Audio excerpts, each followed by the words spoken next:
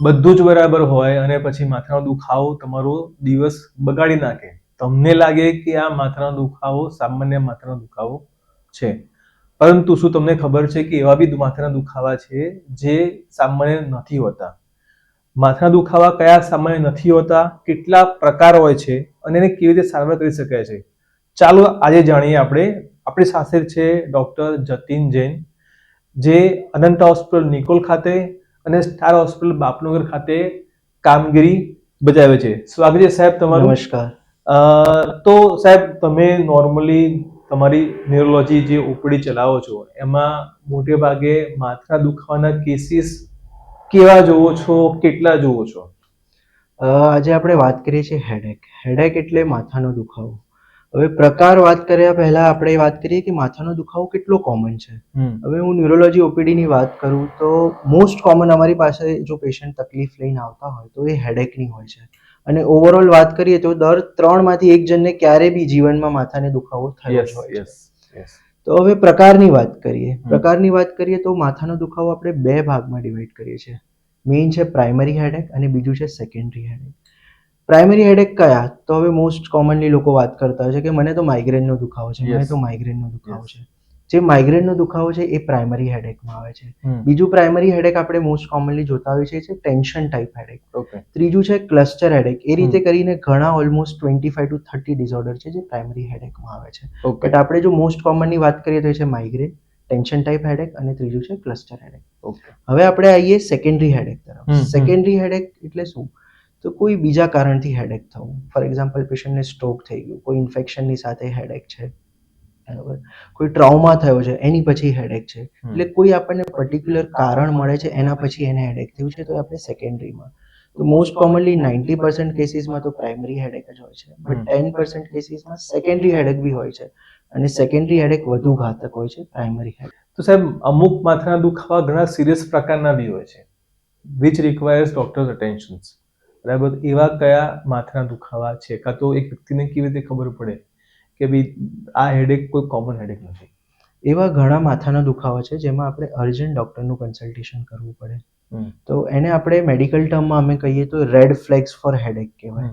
તો સૌથી પહેલા રેડ ફ્લેગ કયો? તો કે જો તમને માથાનો દુખાવા સાથે કોઈ એક તરફની વીકનેસ કે કોઈ બી વીકનેસ આવતી હોય સાથે, એને આપણે લકવો કહીએ, લકવા સાથે જો હેડેક હોય તો. બીજું, માથાનો દુખાવો ઉલટી સાથે કાં તો તાવ સાથે એસોસિએટેડ હોય, સાથે ગરદનમાં દુખાવો હોય તો બી તમારે, કેમ કે એ એક ઇન્ફેક્શનનું સાઇન છે જેમાં આપણે મેનિન્જાઇટિસ કાં તો એન્કેફેલાઇટિસની પોસિબિલિટી હોય છે. ત્રીજી પોસિબિલિટી એ છે કે તમને માથાનો દુખાવો લાંબા સમયથી થતો હતો અને અચાનક કોઈ એવો દુખાવો થયો જે પહેલા જેવો નથી અને અસહનીય છે, તો બી તમારે તરત ડોક્ટરનું કન્સલ્ટેશન મતલબ કે કરવું કોઈ પડે. ચેન્જીસ થાય તમારા એટલે સિમ્પટમ્સમાં. કેરેક્ટર જે હેડેકનું છે પહેલા થતું હતું એવું અત્યારે નથી થઈ રહ્યું, અલગ પ્રકારનું That હેડેક means છે હવે કંઈક અલગ હોઈ શકે. અને સિવિયર ઇન્ટેન્સિટી છે, તો તમારે તરત ડોક્ટરનું કન્સલ્ટેશન કરવું જોઈએ. ઓકે. સાથે માથાના દુખાવા સાથે જો તમારે જોવામાં પ્રોબ્લેમ થાય કે ભાઈ મને ધૂંધળું દેખાય છે કે ડબલ દેખાવા લાગ્યું છે, તો તમારે ડોક્ટરનું કન્સલ્ટેશન કરવું જોઈએ. હવે કોઈ પ્રેગ્નન્ટ ફિમેલ છે કે કોઈ ફિમેલ છે જે કોઈ થેરાપી લઈ રહી છે, પ્રેગ્નન્ટ ફિમેલમાં મેઇનલી ક્લોટ ફોર્મેશનની સંભાવના વધારે હોય છે. એટલે પ્રેગ્નન્ટ ફિમેલ ક્યારે બી હેડેક હોય અને સડન ઓનસેટ હેડેક જો થયું હોય તો એને તરત ડોક્ટરનું કન્સલ્ટેશન કરવું. એનો મતલબ કે ઘણીવાર એમાં હેમરેજ થતું હોય છે, હેમરેજ થતું હોય છે, ક્લોટ ફોર્મેશન થતું હોય છે. એના કારણે બી મહિલાઓમાં, ખાસ કરીને પ્રેગ્નન્સીમાં, માથાનો દુખાવો થઈ શકે છે. બીકોઝ પ્રેગ્નન્સી આપણે મેડિકલ ટર્મમાં કહીએ તો એક હાઇપર કોએગ્યુબલ સ્ટેટ છે. યસ. એટલે લોહી ગાઢું થાય એમાં, એના કારણે ક્લોટ ફોર્મેશનની સંભાવના વધી જાય. એટલે એવા કેસીસમાં આપણે ક્યારે હેડેક ઇગ્નોર કરવું જોઈએ. ઘણીવાર એવું બનતું હોય છે કે પ્રેગ્નન્સી દરમિયાન બી માથાનો દુખાવો રહેતો હોય છે.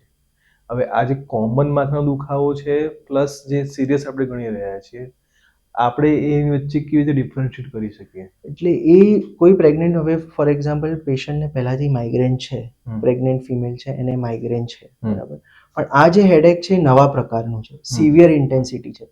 સાથે જ્યારે ક્લોટ ફોર્મેશન થાય તો ઘણીવાર એક તરફની કમજોરી આવી, ઘણીવાર ખેંચ આવી બી પ્રોબ્લેમ એની સાથે થતી હોય છે. એટલે એ હેડેકને આપણે ક્યારે ઇગ્નોર નહીં કરવું. હોઈ શકે છે હેડેક એ ઇનિશિયલ સાઇન હોય આપણા માટે કે આપણે તરત એનું ટ્રીટમેન્ટ લઈએ. Yes, right.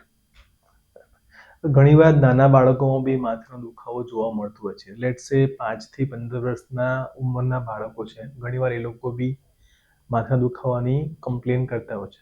ઘણીવાર એવું બનતું હોય કે ફંક્શનલ હોય કાં તો પછી સ્કૂલે ના જવું હોય એટલા માટે એવી કમ્પ્લેન કરતા હોય, પણ દર વખતે હોય એવું જરૂરી નથી. આપના મત પ્રમાણે જે બાળકોના જે માથા દુખાવા હોય છે એ હેડેક કેવા પ્રકારના હોય છે? જેવી રીતે આપણે હવે પહેલા વાત કરી કે માથાના દુખાવાના બે પ્રકાર છે, પ્રાઇમરી અને સેકન્ડરી. એવી રીતે જ બાળકોમાં બી પ્રાઇમરી અને સેકન્ડરી હેડેક હોય છે.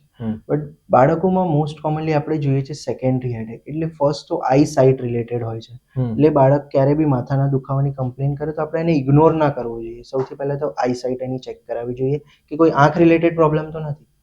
બીજો, ઘણા બાળકો એવા હોય છે જેમને વારે ઘડીએ શરદી થતી હોય છે, ઋતુ બદલાય એવી શરદી થઈ જતી હોય છે. એવામાં સાઇનોસાઇટિસ થવાની પોસિબિલિટી વધારે. સાઇનસીસમાં ઓલમોસ્ટ ઇન્ફ્લેમેશન થવું, કફ જામવું, એ આપણે કહીએ કે ભાઈ કફ ભરાઈ ગયો છે એવું લોકો કહે. એટલે આને આપણે કહીએ સાઇનોસોઇડલ હેડેક. બાળકોમાં એ બી મોસ્ટ કોમનલી જોવા મળતું હોય છે. ત્રીજું, જો તાવની સાથે બાળક હેડેક કહેતો હોય, એને ઉલટીઓ થતી હોય તો બી આપણે એને ઇગ્નોર ના કરવું જોઈએ. એ સાઇન હોઈ શકે છે કે એને બ્રેઇનમાં કોઈ ઇન્ફેક્શન કે ઇન્ફ્લેમેશન તો નથી થયું. બીજું આપણે વાત કરીએ પ્રાઇમરી હેડેકની. એમાં તો બાળકોમાં બી ચાઇલ્ડહુડ ઓનસેટ માઇગ્રેન જોવા મળી શકે છે. ઓકે, બાળકોમાં બી માઇગ્રેન થતા હોય છે. હેડેક ઘણીવાર બ્રેઇનના કોઈ ડિઝીઝના કારણે બી થતા હોય છે. તો બ્રેઇનના એવા કયા ડિઝીઝ છે જેમાં હેડેક એક એનું લક્ષણ છે અને by that we can catch the brain disease? આપણે એ રીતે, જો તમે ટિપિકલ બ્રેઇન ડિઝીઝની વાત કરવા માંગો છો તો હવે મોસ્ટ કોમનલી આજકાલ ટ્યુમર, જે રીતે બ્રેઇન ટ્યુમર, જે રીતે તો બ્રેઇન ટ્યુમરની બી સાઇન હોય છે હેડેક, ઇનિશિયલ સાઇન. કેમ કે ઘણીવાર બ્રેઇન ટ્યુમર તમારા મગજવાનું, જે અમે કહીએ ઇન્ટ્રાક્રેનિયલ પ્રેશર, એટલે પ્રેશર વધારી દે, એના કારણે તમને હેડેક થતું હોય છે. બરાબર. બીજું આપણે વાત કરીએ ઇન્ફેક્શનની. કોઈ બી બ્રેઇન ઇન્ફેક્શન થાય તમને, ઘણીવાર ટીબી બી થતો હોય છે બ્રેઇનનો, જે તમારે સૂજન કરી દે, મગજમાં સોજો આવી જાય તમારે, પછી તમને માથાનો દુખાવો થાય, ધીરે ધીરે ઉલટી થાય, ધીરે ધીરે ખેંચાવા લાગે, એ બધી પોસિબિલિટી હોય તો એમાં બી તમારે માથાનો દુખાવો થઈ શકે છે. ટીબી એક પ્રકારનું ઇન્ફેક્શન છે અને ટીબી પોતે બ્રેઇનમાં અસર કરતું હોય છે. બીજા પણ ઇન્ફેક્શન હોય છે, ઘણા બધા ઇન્ફેક્શન છે. બેક્ટેરિયલ ઇન્ફેક્શન હોય, કોઈ બ્રેઇનમાં એબ્સેસ થઈ ગયો હોય તો બી એવું થઈ શકે છે. ઘણા વાયરલ ઇન્ફેક્શન હોય, એના કારણે બી એવું થઈ શકે છે. પહેલા કરતા બેક્ટેરિયલ ઇન્ફેક્શન કરતા વાયરલ ઇન્ફેક્શનનું પ્રમાણ વધી ગયું છે. તો પોસિબલ છે કે વાયરલ ઇન્ફેક્શનના કારણે બી તમને માથાનો દુખાવો થઈ શકે. ઘણીવાર શરીરમાં કોઈ વાયરલ ઇન્ફેક્શન હોય એની બી અસર તમારામાં હોઈ શકે. સાહેબ, હેડેકના જે મુખ્યત્વે જે સારવારના પ્રકાર છે, કેવી રીતે તમે એની ખાસ સારવાર કેવી રીતે કરતા હો છો? જેવી રીતે હેડેકના આપણે પ્રકારની વાત કરી કે વિવિધ પ્રકાર છે, ઘણા પ્રકાર છે હેડેકના. પ્રાઇમરી અને સેકન્ડરીમાં બી અલગ અલગ પ્રકાર છે હેડેકના. તો જે રીતે હેડેકના પ્રકાર અલગ છે, એમની દવાઓ બી અલગ છે. સો ડૉક્ટર, જઈને આપણે હેડેકને પ્રિવેન્ટ કરી શકીએ છીએ? કરી શકીએ છીએ ને. જેવી રીતે હવે માઇગ્રેનની જ વાત કરીએ તો બે રીતની થેરાપી હોય, તો ફાર્માકોલોજીકલ અને નોન ફાર્માકોલોજીકલ. ઓકે. માઇગ્રેન ક્યારે થાય? હંમેશા માઇગ્રેનના કંઈ ના કંઈ ટ્રિગર હોય. ઓકે. જેટલા આપણે હેડેકના પ્રકારની વાત કરીએ, એમાં માઇગ્રેન એવું છે કે જેમાં સૌથી વધારે ટ્રિગર ફેક્ટર્સ કામ કરતા હોય છે અને દરેક પેશન્ટના ટ્રિગર અલગ. ફોર એક્ઝામ્પલ, કોઈ પેશન્ટને કંઈ ખાવાથી થાય, કોઈ પેશન્ટને તડકામ જવાથી થાય, કોઈ પેશન્ટને કોઈ પરફ્યુમની સ્મેલથી થાય, કોઈને ઊંઘવાથી કે ભાઈ ઊંઘ ના થઈ હોય એના કારણે થાય.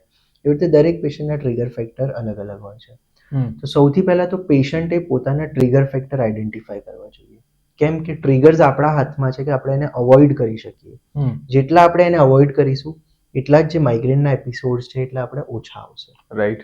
બરાબર. બીજું, જે આપણે ફાર્માકોલોજીકલ થેરાપીની જે વાત કરી કે ભાઈ પ્રિવેન્ટિવ થેરાપી બી એમાં હોય છે, અલગ અલગ દવાઓ. એ પેશન્ટ ઓરિએન્ટેડ, કે ભાઈ પેશન્ટ કઈ રીતનું છે, કે કોઈ માઇગ્રેન સાથે ડિપ્રેશન છે, કોઈ માઇગ્રેન સાથે ઓબેસિટી છે, કે કોઈ માઇગ્રેન સાથે એન્ઝાઇટી છે. એ રીતના અલગ અલગ પેશન્ટ, એ રીતે અલગ અલગ પ્રિવેન્ટિવ થેરાપી એની.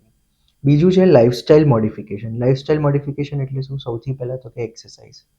એક્સરસાઇઝમાં તમે યોગા કરો કે મેડિટેશન કરો કે બ્રિસ્ક વોકિંગ કરો, એ તમારા બોડીને થોડું એક્ટિવ રાખે અને એનાથી બી તમારે જે માઇગ્રેનની ફ્રીક્વન્સી છે, ઇન્ટેન્સિટી છે, એ ઘટવાની પોસિબિલિટી છે.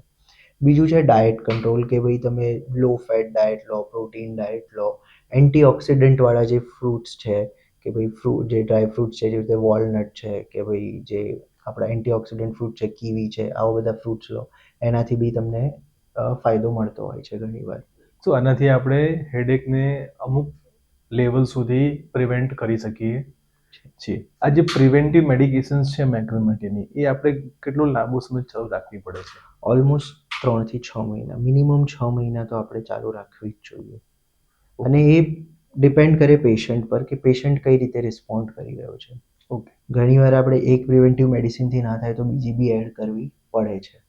એટલે એ હંમેશા પેશન્ટ સેન્ટર્ડ અપ્રોચ રહે છે કે કેટલા પેશન્ટમાં કયા સુધી, ઓલમોસ્ટ પર 6 મંથ સુધી તો તમારે કન્ટિન્યુ રાખવી જોઈએ.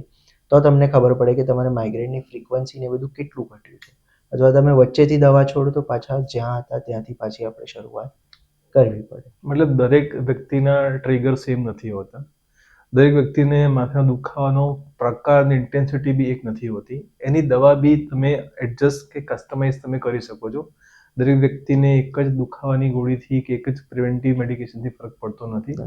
વિચ રિક્વાયર્સ કે દરેક પેશન્ટને પોતાના પ્રમાણે, પોતાના દુખાવા અને બીમારી પ્રમાણે હેડેકની ટ્રીટમેન્ટ લેવી જોઈએ. ડૉક્ટર જતીન જૈન સરે આપણને ઘણી સારી હેડેકમાંની માહિતી આપી. આપને આ માહિતી કેવી લાગી? જો આપને આ માહિતી સારી લાગી હોય, આમાં આપણને કંઈ ઉપયોગી થયું હોય તો અમારા વિડીયોને લાઈક કરો. તમારા મિત્રો અને તમારા સંબંધીઓ સાથે એને જરૂરથી શેર કરજો. Thank you. Thank you.